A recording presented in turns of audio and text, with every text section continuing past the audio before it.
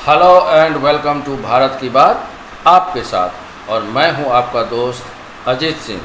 आज Israeli attack में राहत अबू हिलाली, जो बहुत खूंखार आतंकवादी हमास का है, वह ढेर हो गया। राहत अबू हिलाली हमास का एक बहुत बड़ा कमांडर था।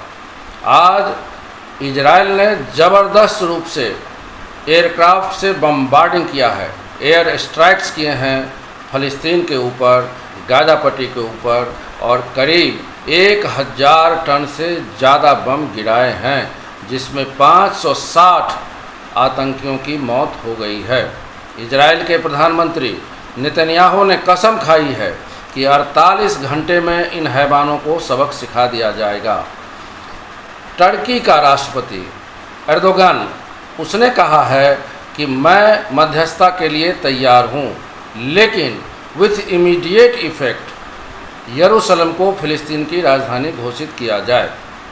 ईरान में कई जगहों पर हमास के द्वारा जो अटैक हुआ इजराइल पर, इसके लिए जश्न मनाया गया, और इससे आग बबूला होकर अमेरिकी प्रेसिडेंट जो बिडेन, उन्होंने कहा कि हम इजराइल के साथ हैं और हमारी सेना इजराइल जाएगी।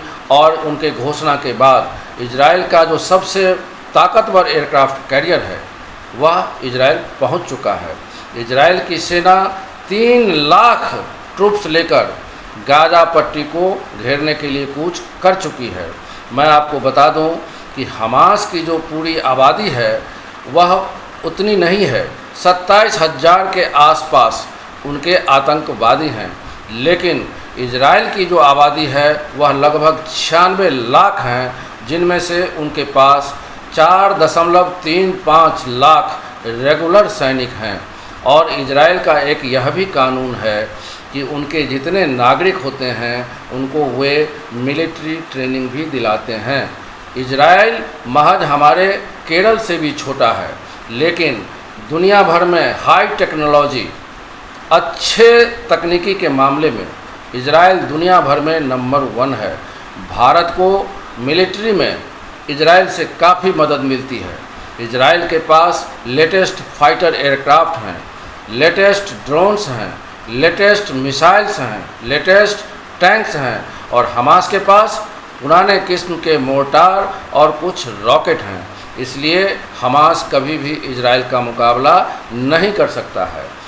इजराइल और फ़लस्तीन की जो ये लड़ाई हो रही है, इसमें सारे के सारे मुस्लिम देश एकजुट हो गए हैं। वहीं अमेरिका सहित जितने यूरोपियन यूनियन के डेवलप्ड कंट्री हैं, वे इजराइल के साथ हैं, और भारत सरकार भी इजराइल के साथ ही खड़ी है। लेकिन दुख की बात यह है कि राहुल गांधी, जो कांग्रेस वर्किंग कमेटी प्रस्ताव पास करके इन्होंने फ़लस्तीन को सपोर्ट करने का फैसला किया है। क्या यह आश्चर्य की बात नहीं है? यह अपने आप में विवाद की बात नहीं है? जब हम एक देश, एक नेशन होने के नाते, our prime minister has openly declared that we are going to support Israel because we consider Hamas as terrorist, लेकिन इन्होंने कहा है कि हमास जो है टेररिस्ट नहीं है, और इन्होंने फ़लस्तीन को सपोर्ट किया है।